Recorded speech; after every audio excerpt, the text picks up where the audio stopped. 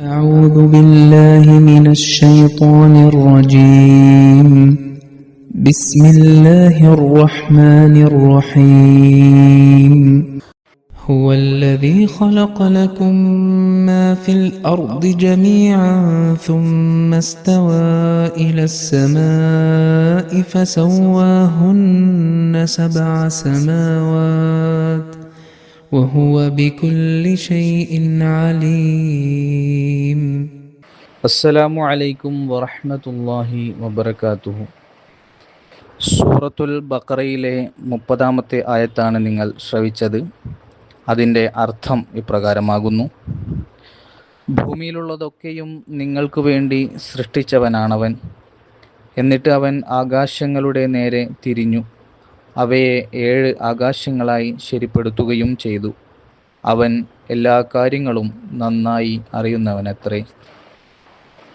ഈ ആയത്തിൻ്റെ തഫ്സീറിൽ സയ്യിദുനാ ഹസ്രത്ത് മുസ്ലിം മൗഊദ് റളിയല്ലാഹു തആല അൻഹു പറയുന്നു: ഹുവല്ലദീ ഖലഖ ലക്കും മാ ഫിൽ അർളി ജമീഅ, ഭൂമിയിലുള്ളതെല്ലാം നിങ്ങൾക്ക് വേണ്ടി സൃഷ്ടിച്ചത് അവനാണ് എന്ന ഈ ആയത്ത് വളരെ അർത്ഥവത്തായ ഒരു പ്രസ്താവനയാണ് നടത്തുന്നത്.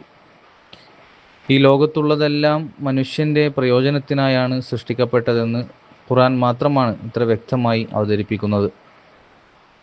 ഒന്നാമതായി, ഇത് ബഹുദൈവാരാധനയെ നിരാകരിക്കുന്നു, ഷിർക്കിനെ നിരാകരിക്കുന്നു. ഭൂമിയിലുള്ളതെല്ലാം മനുഷ്യന് വേണ്ടി സൃഷ്ടിക്കപ്പെട്ടതാണെങ്കിൽ അവയുടെ ദൈവത്വം വ്യർത്ഥമാണ്. ഒരു ദാസന് ഒരിക്കലും യജമാനനാകാൻ കഴിയില്ല എന്ന യുക്തി ഇവിടെ വ്യക്തമാകുന്നു. മനുഷ്യനെ സേവിക്കുന്ന ഒരു വസ്തുവിനെ ആരാധിക്കുന്നതിന് ഒരർത്ഥവുമില്ല. രണ്ടാമതായി, ഈ വചനം ശാസ്ത്രീയ ഗവേഷണത്തിന് വാതിൽ തുറക്കുകയും കൂടി ചെയ്യുന്നു.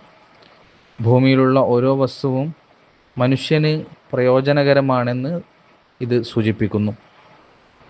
ശാസ്ത്രം ഗവേഷണത്തെ ആശ്രയിക്കുന്നു. ഒരു പ്രത്യേക വിഷയത്തെക്കുറിച്ച് ഗവേഷണം നടത്തുമ്പോൾ അതിൽ നിന്ന് പ്രയോജനകരമായ അറിവ് ലഭിക്കുമെന്ന ഉറപ്പുണ്ടാകുമ്പോൾ മാത്രമേ ഗവേഷണം ആരംഭിക്കാൻ കഴിയൂ. ഈ ഖുർആനിക തത്വം പ്രപഞ്ചത്തെക്കുറിച്ച് പഠിക്കാനും അതിലെ നിഗൂഢതകൾ കണ്ടെത്താനും മനുഷ്യനെ പ്രോത്സാഹിപ്പിക്കുന്നു. കാരണം ഓരോ കണ്ടുപിടുത്തവും മനുഷ്യൻ്റെ ക്ഷേമത്തിന് വഴിയൊരുക്കുമെന്ന ഉറപ്പ് ഇതിലൂടെ ലഭിക്കുന്നു. ചുരുക്കത്തിൽ, ഈ ആയത്ത് ഏകദൈവ വിശ്വാസത്തെ ഊന്നിപ്പറയുകയും വിശ്വാസത്തിന് ഊന്നൽ നൽകുകയും മനുഷ്യരാശിക്ക് പ്രപഞ്ചത്തിലെ വിഭവങ്ങൾ പ്രയോജനപ്പെടുത്താനും ശാസ്ത്രീയമായി മുന്നേറാനും പ്രോത്സാഹനം നൽകുകയും ചെയ്യുന്നു. ഖലഖലക്കും, നിങ്ങൾക്ക് വേണ്ടി സൃഷ്ടിച്ചു എന്ന ഖുർആനിക വചനം അജ്ഞതയുടെ കാലത്ത് വേദഗ്രന്ഥം നൽകിയ, വിശുദ്ധ ഖുർആൻ നൽകിയ മഹത്തായ ഒരു ശാസ്ത്രീയ പ്രസ്താവനയാണ്. ഈ ആയത്ത് പ്രപഞ്ചത്തിലെ എല്ലാറ്റിനും ഒരു ഉദ്ദേശ്യമുണ്ടെന്നും ഒന്നും തന്നെ ഉപയോഗശൂന്യമല്ലെന്നും ഊന്നി പറയുന്നു. അള്ളാഹു പ്രഖ്യാപിച്ച ഈ തത്വം ലോകത്തിലെ ഒരു വസ്തുവും ഉപയോഗശൂന്യമല്ല എന്ന് സ്ഥാപിക്കുന്നു. ഏറ്റവും നിസ്സാരമെന്ന് തോന്നുന്ന ഒന്നിനെയും നാം തള്ളിക്കളയരുത്. ലോകത്ത് ഒരു വസ്തുവെങ്കിലും ഉപയോഗശൂന്യമാണെന്ന് തെളിയിക്കപ്പെട്ടാൽ ഈ ഖുർആനിക വചനം തെറ്റായി ഗണിക്കേണ്ടി വരുന്നതാണ്. ജാഹിലിയ്യ കാലഘട്ടത്തിൽ, അജ്ഞതയുടെ കാലഘട്ടത്തിൽ ലോകത്തിലെ ചുരുക്കം ചില വസ്തുക്കൾ ഒഴികെ മറ്റെല്ലാം ഉപയോഗശൂന്യമായാണ് കണക്കാക്കിയിരുന്നത്. എന്നാൽ വിശുദ്ധ ഖുർആൻ ഈ ധാരണയെ തിരുത്തിക്കൊണ്ട് ഒരു വസ്തുവും വെറുതെയല്ലെന്നും എല്ലാം മനുഷ്യൻ്റെ പ്രയോജനത്തിനാണെന്നും പഠിപ്പിക്കുകയുണ്ടായി. ഇന്ന് ആയിരക്കണക്കിന് വസ്തുക്കളുടെ പ്രയോജനങ്ങൾ കണ്ടെത്തപ്പെട്ടു കഴിഞ്ഞു. ഇനിയും കണ്ടെത്താത്തവയുടെ പ്രയോജനങ്ങൾ ഭാവിയിൽ വെളിപ്പെടുന്നതാണ്. ലോകത്ത് ഒരു വസ്തുവെങ്കിലും ഉപയോഗശൂന്യമാണെന്നും മനുഷ്യന് അതിൽ നിന്ന് ഒരു പ്രയോജനവും ലഭിക്കാനില്ലെന്നും ആരെങ്കിലും പറഞ്ഞാൽ അത് അവരുടെ അജ്ഞതയാണ്. വിശുദ്ധ ഖുർആൻ അത്തരം വാദങ്ങളെ പൂർണ്ണമായും തള്ളിക്കളയുന്നു. ഈ ആയത്തിൽ നിന്ന് ഉരുത്തിരിയുന്ന രണ്ടാമത്തെ കാര്യം, ഏതെങ്കിലും ഒരു വസ്തുവിൽ നിന്ന് നമുക്ക് പ്രയോജനങ്ങൾ ലഭിക്കുകയാണെങ്കിൽ ആ വസ്തു നിർമ്മിക്കപ്പെട്ട ഘടകങ്ങളും മനുഷ്യന് ഉപകാരപ്രദമാണ് എന്നതാണ്. കാരണം അള്ളാഹു പറയുന്നു: ഖലഖ ലക്കും മാ ഫിൽ അർളി ജമീഅ, ഭൂമിയിലുള്ളതെല്ലാം നിങ്ങൾക്ക് വേണ്ടി സൃഷ്ടിക്കപ്പെട്ടിരിക്കുകയാണ്. ജമീഅൻ, എല്ലാം എന്ന വാക്ക് ഈ ആശയത്തെയാണ് ഊന്നിപ്പറയുന്നത്. ഇത് ലളിതമായ വസ്തുക്കളാകട്ടെ, സങ്കീർണമായ സംയുക്തങ്ങളാകട്ടെ, സൂക്ഷ്മ കണികകളാകട്ടെ, അവയുടെ കൂട്ടായ്മകളാകട്ടെ, എല്ലാറ്റിൽ നിന്നും മനുഷ്യന് പ്രയോജനകരമായ ഗുണങ്ങളുണ്ട്. അതുകൊണ്ട് ഒരു സംയുക്ത വസ്തുവിനെ വേർപെടുത്തി അതിൻ്റെ ഘടകങ്ങൾ കണ്ടെത്താൻ ശാസ്ത്രം ശ്രമിക്കുമ്പോൾ ഖുറാന്റെ അധ്യാപനം അനുസരിച്ച് ആ വ്യക്തിഗത ഘടകങ്ങളിൽ കൂടുതൽ ഗുണങ്ങൾ ഒളിഞ്ഞിരിക്കുന്നുണ്ടാകും. ഇവ വെറും ഗുണങ്ങൾ മാത്രമല്ല, മറിച്ച് മനുഷ്യന് ഉപകാരപ്രദമായിട്ടുള്ള ഗുണങ്ങളുമായിരിക്കും. മൂന്നാമത്തെ കാര്യം ഈ ആയത്തിൽ നിന്നും നമുക്ക് മനസ്സിലാക്കാൻ സാധിക്കുന്നത്, ഒറ്റ നോട്ടത്തിൽ മനുഷ്യ ജീവിതത്തിനോ ശരീരത്തിനോ ഹാനികരമെന്ന് തോന്നുന്ന കാര്യങ്ങളിൽ പോലും മനുഷ്യന് പ്രയോജനകരമായ ഘടകങ്ങൾ അടങ്ങിയിരിക്കുന്നു എന്നതാണ്. എത്ര അപകടകരമായ വിഷമാണെങ്കിലും അതിനും പ്രയോജനകരമായ ഒരു ഉപയോഗം തീർച്ചയായും ഉണ്ടാകും. അതിൽ മനുഷ്യന് ഗുണകരമായ ഒരു വശമുണ്ട്.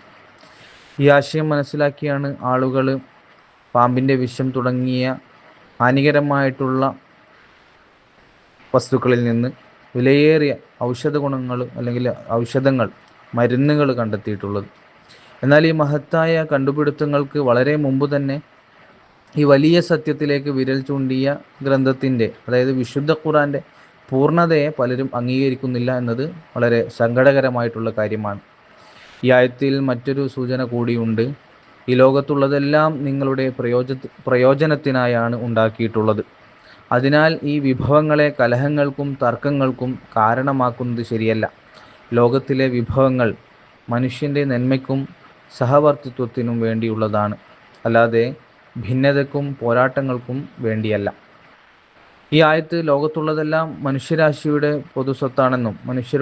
പൊതുസ്വത്താണെന്നും സൂചിപ്പിക്കുന്നുണ്ട്. അതിനാൽ ഇതൊരു വ്യക്തിയുടെയോ ഒരു ജനതയുടെയോ മാത്രം സ്വത്തായി മാറുന്ന രീതിയിൽ ഉപയോഗിക്കാൻ പാടുള്ളതല്ല. ഈ തത്വം അവഗണിച്ചതിനാലാണ് ഇന്ന് യൂറോപ്പ് നാശത്തിലേക്ക് നീങ്ങിക്കൊണ്ടിരിക്കുന്നത്. ഖുറാന്റെ ഈ അധ്യാപനങ്ങൾ പിന്തുടർന്നിരുന്നുവെങ്കിൽ വിവിധ രാജ്യങ്ങൾ, ജനവിഭാഗങ്ങൾ, സമൂഹങ്ങൾ, വ്യക്തികൾ എന്നിവർക്കിടയിൽ വളർന്നു വരുന്ന ഈ അസൂയയും വിദ്വേഷവും ഒരിക്കലും ഉണ്ടാകുമായിരുന്നില്ല. സദഖയും, അതായത് ദാനധർമ്മങ്ങളും സകാത്തും ഇസ്ലാം നിർബന്ധമാക്കിയത് ഈ തത്വത്തിൻ്റെ അടിസ്ഥാനത്തിലാണ്. യഥാർത്ഥത്തിൽ ഭൂമിയിലെ എല്ലാ വസ്തുക്കളും എല്ലാ മനുഷ്യർക്കും വേണ്ടിയാണ് സൃഷ്ടിക്കപ്പെട്ടിരിക്കുന്നത്. മനുഷ്യൻ കൂട്ടായി അതിൻ്റെ ഉടമയാണ്. അതുകൊണ്ട് വ്യക്തിഗത ഉടമസ്ഥാവകാശം അംഗീകരിക്കപ്പെടുന്നുണ്ടെങ്കിലും അത് മറ്റവകാശികൾക്ക് പ്രയോജനം ലഭിക്കാതെ പൂർണ്ണമായി അവരെ അതിൽ നിന്നും തടയുന്ന രീതിയിലാക്കാൻ പാടുള്ളതല്ല. ബാക്കി പിന്നീട് കേൾപ്പിക്കുന്നതാണ്. വാഖിർ ദഅവാന അനിൽ ഹംദുലില്ലാഹി റബ്ബിൽ ആലമീൻ. അസ്സലാമു അലൈക്കും വറഹ്മത്തുള്ളാഹി വബറകാതുഹു.